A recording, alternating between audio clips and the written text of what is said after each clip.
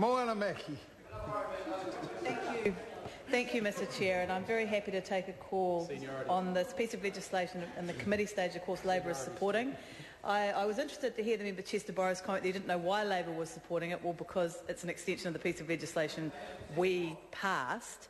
And I seem to remember, as I was a member of the Select Committee at that time that considered this piece of Labor legislation, that National Party members were very critical of it. So I'm very pleased to see that they have seen the error of their ways, and they've decided to extend this piece of legislation, which Labor put in place, which was attempting to address a very, very difficult problem. And I seem to recall members of the National Party saying that we should have taken away the right to sue altogether. And of course that ignored the reality that we were dealing with a range of issues from the very ridiculous to the very serious. And in fact that we felt this was the best way to address that, and I'm pleased that Chester Borrows has confirmed that National has seen the error of their ways. Mr Chair, I also want to address comments that the member Chester Borrows aimed at myself in regard to DNA legislation. And again, it just confirms that National has absolutely no understanding of this issue at all. No understanding. Because the member Chester Borrows criticised me for raising very valid concerns about the funding of increased DNA powers for police and for ESR.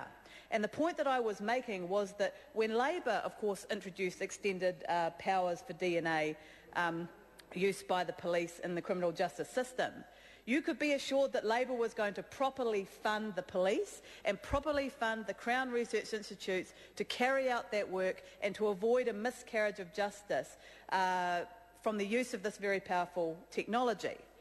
Yet, under this government, what we have seen is a broken promise on the funding of Crown Research Institutes, a broken promise. We've seen science funding slashed, we've seen scientists let go, and the point that I was making, which apparently appears to have evaded Mr Borrows, was that if you're not going to fund DNA legislation properly, you open up the very real reality that there will be an enormous miscarriage of justice. And I remind Mr Borrows of the case that happened right here in New Zealand, where a man in Christchurch was arrested for a homicide, and what had happened was he had given a DNA sample because he was a victim of an assault.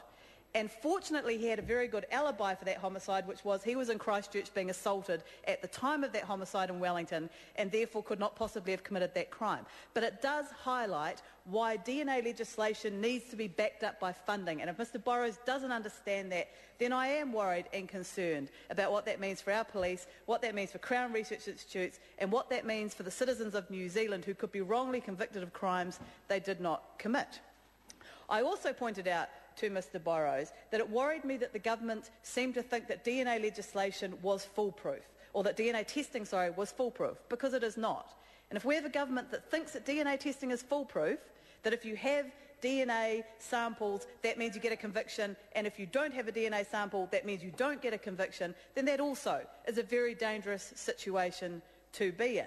And it concerns me that the member seems to be so scientifically illiterate that he would attack me for raising these very valid concerns in the House when we were extending powers of DNA legislation beyond that which already existed.